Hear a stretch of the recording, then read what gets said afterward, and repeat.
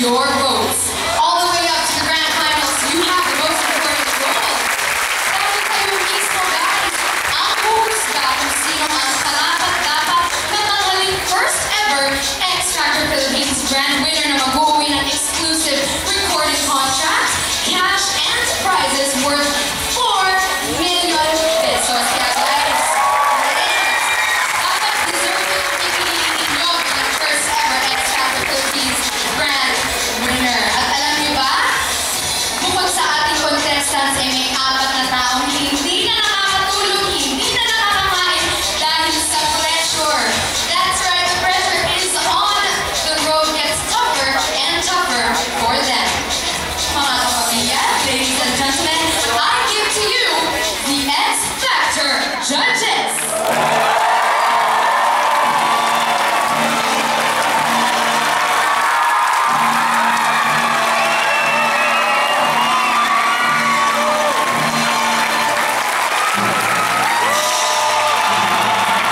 Martin Rivera, Gary Valenciano,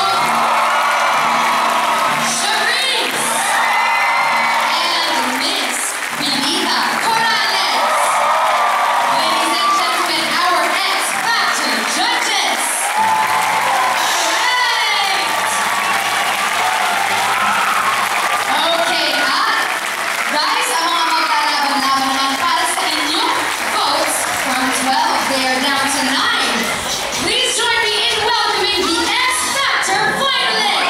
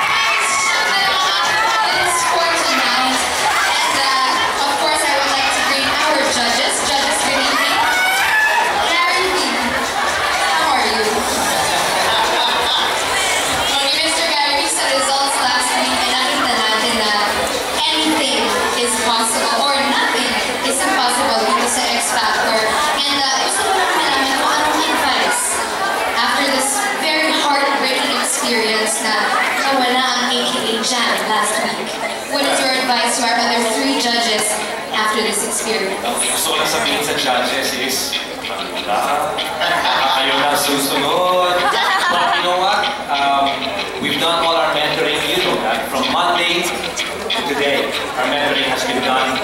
Now, we are judges, so let's do what we have to do. Alright, well that's very good advice. I also want to ask Charisse. Charisse, hello! Okay, bilang isang veterana na sumasali sa mga singing contest, ano ang kailangang matutunan, ang lesson na kailangang matutunan ng ating 9 remaining finalists? Hindi ko na nakabay ito. I think meron naman isang pinaka-importante na dapat tandaan ng mga contestants. They always have to perform like it's their last. The greatest performances of their lives are happening on the X Factor stage. Thank you very much, Gary B and Charisse. Now guys, time to move on. Tapos na tayo sa songs from movies. Tapos na rin tayo sa songs na may life o buhay sa title. At tapos na rin tayo sa rock. So tonight, mga kapamilya, we will pay tribute to some of the greatest artists who have passed away but left a legacy in the music industry. So let's get this tribute show going. It is time for the showdown to begin. Miss Pilita, who is our first contestant? Uy, ang ganda naman ang take-off. Yes. Our first